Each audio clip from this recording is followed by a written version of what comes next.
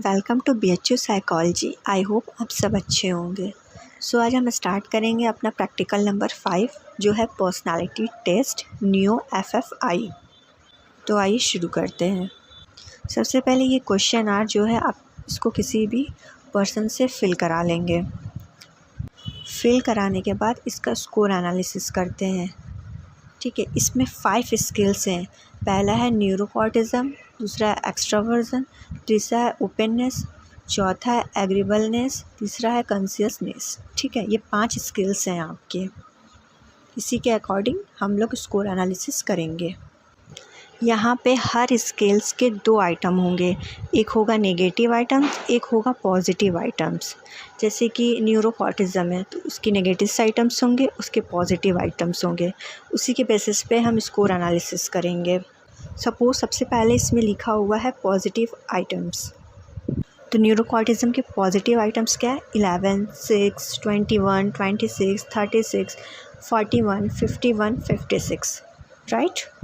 तो इसी के अकॉर्डिंग अगर आपका टेस्टी जो है वो स्ट्रांगली डिसएग्री पे टिक गया तो उसको 1 मार्क्स देंगे। अगर डिसएग्री पे टिक गया उसको 2 मार्क्स देंगे। अगर न्यूट्रल पे टिक गया तो उसको 3 मार्क्स देंगे। एग्री पे टिक किया है 4 मार्क्स देंगे। स्ट्रांगली एग्री पे किया तो उसको 5 मार्क्स देंगे। अगर सपोज़ अब हम आते हैं न्यूरोकॉर्टिज्म के नेगेटिव आइटम्स पे। तो नेगेटिव आइटम्स क्या है? 1, 16, 31, 46। तो हम उसके बाद नीचे वाला टर्म देखेंगे जो हमारे नेगेटिव आइटम्स के। अगर उसने स्ट्रांगली डिसएग्री किया है तो उसको 5 देंगे। अगर डिसएग्री किया है तो उसको 4 देंगे। अगर न्यूट्रल किया है तो 3 देंगे। एग्री किया है तो 2 देंगे और स्ट्रांगली एग्री किया है तो 1 देंगे।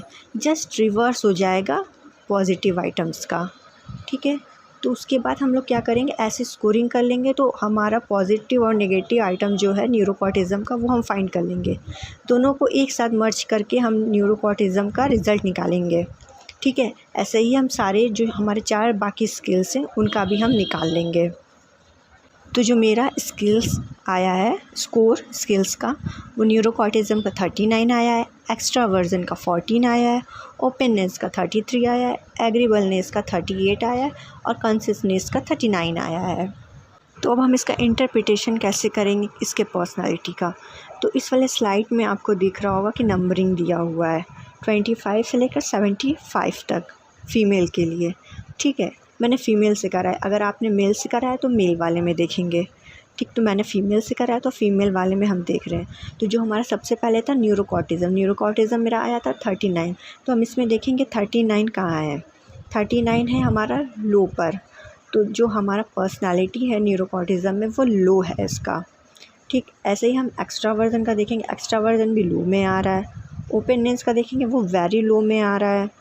एग्रीबलनेस का देखेंगे तो हमारा वो भी लो में आ रहा है और कॉन्शियसनेस वो भी लो में आ रहा है। तो हमारा ऑल ओवर जो उसका पर्सनालिटी है वो बहुत लो है। ठीक, हम ऐसे ही सारे स्कोर्स एनालिसिस कर लेंगे। आई होप आपको ये स्कोरिंग समझ में आ गया होगा।